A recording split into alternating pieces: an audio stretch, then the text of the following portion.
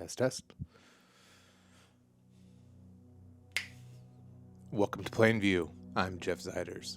Today we're going to be diving in and talking about the 2004 science fiction movie Primer. This is a unique movie, shot, directed, composed, starring Shane Carruth. We're going to talk about what it means to have one person have such a singular vision in terms of both ideation, production, execution, promotion. This movie is Shane Carruth through and through, and we're going to talk about some of the pros and the cons of approaching a project like that. If you haven't seen Primer, I'm going to recommend you go ahead and see it now. As with all Plainview podcasts, there is no spoiler alert. We will have spoilers from minute one, so if you haven't seen it, it's well worth going to go see it.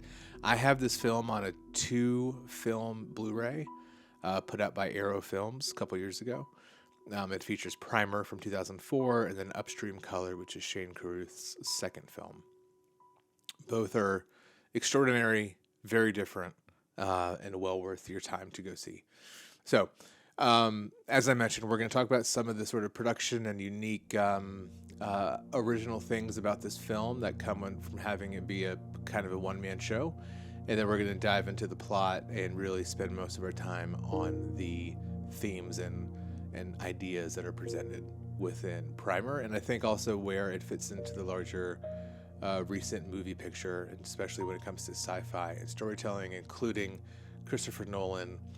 And while I could not find a quote from Nolan about Primer, I think it's fair to say that this is almost a prequel to Tenet, and I'm going to talk about that a little bit. So if you like Tenet, stick around. All right, so quick plot summary. This is a really compelling film, really about two entrepreneurs that are trying to figure out how to build something that's going to change the world and change their lives. They're fledgling, they're working out of a garage. It's your classic startup story. But they know that they can build something big and innovative that can change things. And as with many discoveries, as with many scientific discoveries, the thing that they discover comes to them by accident.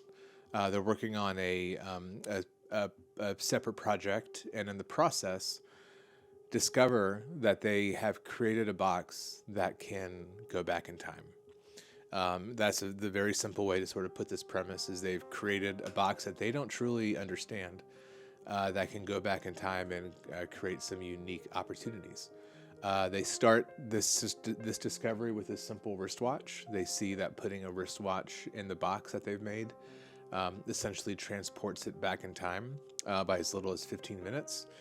But then they grow more confident and bullish in their ideas for what they can do with their invention, with their discovery, and eventually decide to build a person-sized box and to start sending themselves back in time, primarily for financial gain. Now, a big theme that I think in this film is that idea around accidental discovery. And not everything that is discovered really belongs to the person or the people that discover it. I think one of the great things that Shane does with this movie is he presents us two protagonists who are smart, who do discover this scientific breakthrough, but don't know what to do with it. They really don't. The most creative thing they can think of is to go manipulate the stock market. There's no conversation about higher ethics, about higher morals, no conversation until the last act of the movie about what this can do for mankind, the dangers that it poses. And the only reason that they ever face any of these problems is because they're faced with a crisis and must sort of figure out what to do next. But in the ideation of how to use this machine, how to use this technology, it's never thought of to do anything good with it. It's thought to enrich themselves and then figure things out. I think that's an interesting problem, to have protagonists that are kind of idiots in a moral standpoint. Obviously geniuses when it comes to a scientific and a technical standpoint, but idiots when it comes to morality, in that they can't process how to work with this. And what I think Shane does really well with his script too, and with the acting, with the performances, is he presents this as a pair of friends who make this dramatic discovery, And then through the course of the film, you can see their personality differences begin to become magnified and overexposed as they get deeper and deeper into this problem that this box poses. And they splinter and they separate from each other. They begin to fight. They begin to disagree about how to best use this technology. And that, I think, is a very realistic and a very creative way to present tension in a movie that otherwise doesn't really have a lot of drama. It doesn't have a lot of tension. But the tension is created between these two people who just cannot come to a morally or ethical congruence when it comes to how they approach and think about the box and about going back in time. As I mentioned at the beginning, this film was shot on I didn't mention, it was shot on a very low budget, $7,000 total, which, 2004, 20 years ago this year, is not a lot of money for anything, and certainly not a lot of money for a feature length. They did it though, and the end credits for this movie, as opposed to being 10 minutes long, are literally about 90 seconds long. I think there's maybe 15 names total who can lend their names to the credits of this film. It was picked up by a small producer and went on to be shown, I believe it's Sundance and then some other festivals, and did end up grossing $545K against a $7,000 budget. So not a huge blockbuster by any means, but you're talking 545 gross on 7. Very successful when it comes to scale, when it comes to proportions. So this also, really put Shane into a different scope of the film world, into the different level of what he can do creatively. As I mentioned also, Primer is as much of a solo creation as you can do with the film. I would think it's really hard to do anything truly solo in the film world, but this is about as solo as you can get. And as a result, it has its idiosyncrasies. It has the beautiful intangibles that can only come from a singular vision. And with that comes all the pros and cons of one person's ideas and one person's execution. I think he knocked it out of the park with this movie. And then again, he followed this up with Upstream Color a solid 10 years later, which I'll probably talk about on a separate video.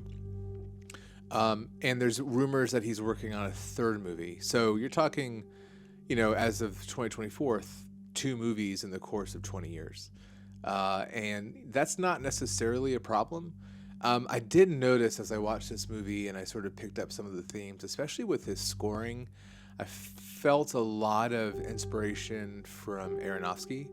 It's a very different film than Requiem for a Dream, but a lot of similar feeling, a lot of similar vibes from this movie. Again, not nearly as hectic, not as crazy, not as dramatic, but some of the emotional pull, some of the intangibles, I feel share a lot of the language of Aronofsky. Of course, Aronofsky has gone on to make a lot of movies in the past 20 years.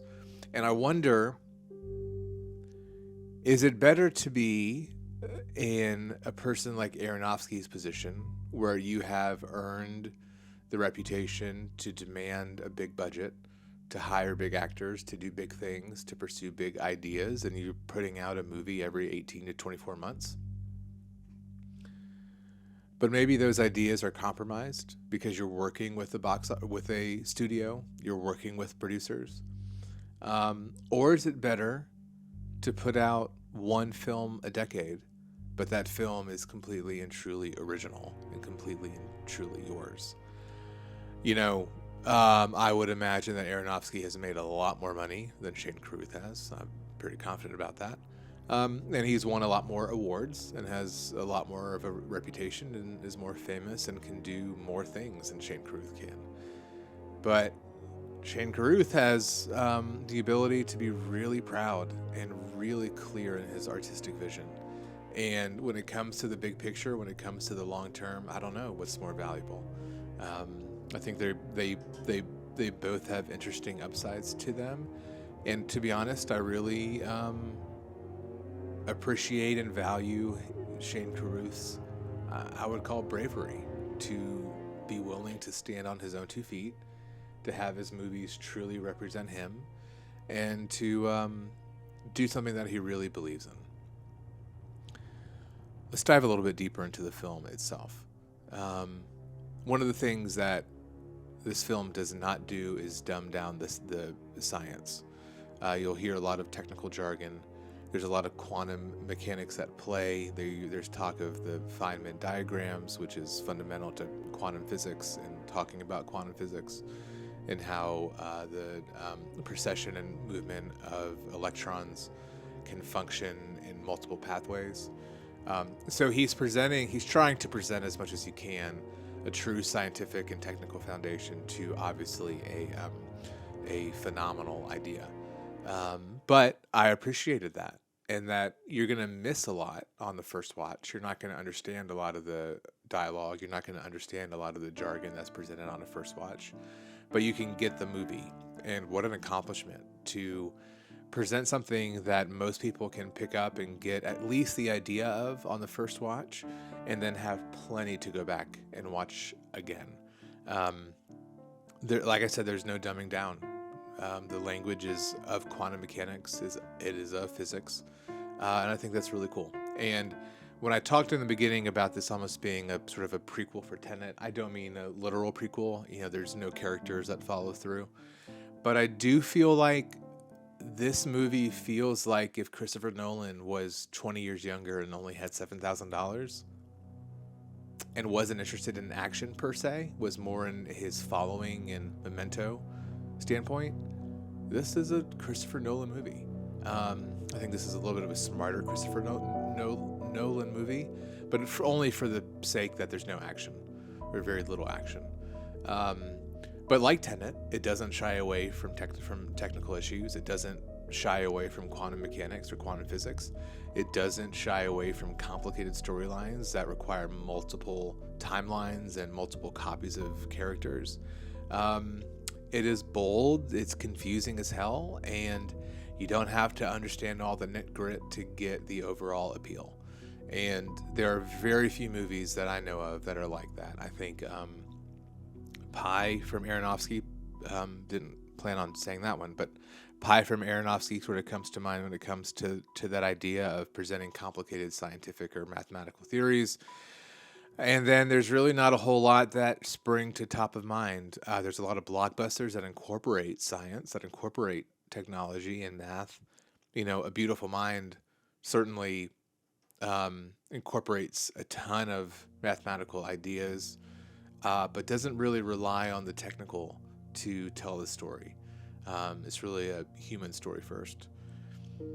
So this is a rare bird. And if you have a mind for technical thinking, if you have an interest in physics and mechanics and time travel, this is a really cool movie. Obviously, a lot of leeway taken, a lot of freedoms taken to get the plot line to where they needed it to be, but truly phenomenally done. What a challenge and what an accomplishment back in 2004. The acting, these actors are not known. They really haven't done much except for this movie. Shane Carruth is one of the two protagonists. This really is a movie starring two people. The cast is maybe 10 deep, but there's only two primary characters. And they're both acted incredibly well. They're subtle. They're powerful. I think a lot of that power comes from the naturalism. The dialogue isn't always crystal clear. There's some swallowing of words. There's some mumbling happening.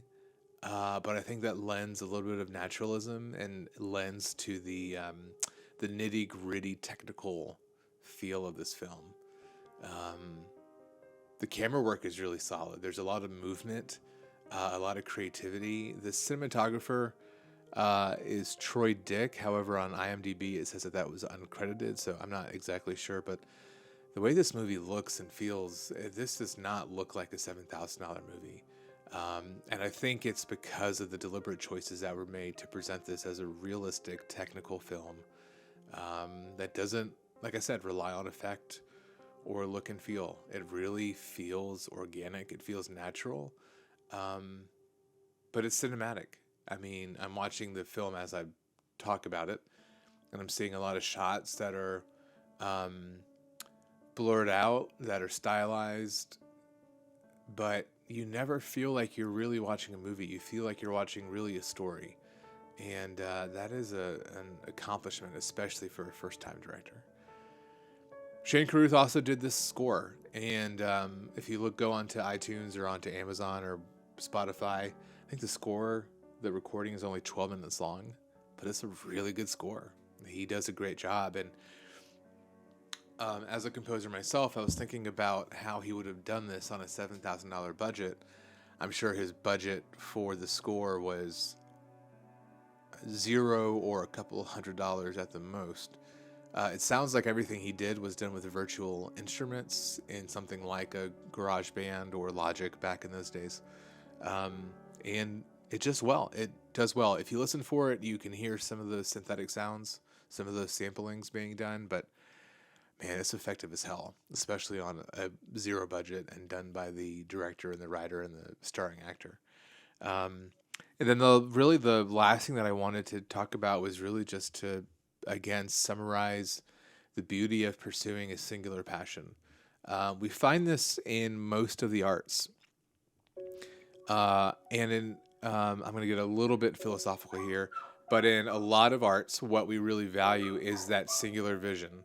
We really value that one person creating the work of art, whether that be the writer, that could be the poet, that could be the composer, that could be the photographer. What we really value is that one vision, that one person creating something beautiful.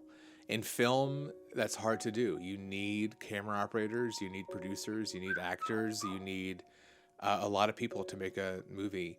But as much as it's possible to be done, Shane Carruth did that with Primer. He also did that with Upstream Color. And I think he's one of very few people that has ever pulled that off. And so while we value that illusion, that idea of a singular creative creates the best work, it's often not true. Often there are multiple people behind the scenes. But in this case, in Primer, as much as is possible in a film, I think that singular vision is what makes this such a special, special movie. All right. Go see Primer. I'm Jeff Ziders. Thank you for listening and watching to Plainview. Bye.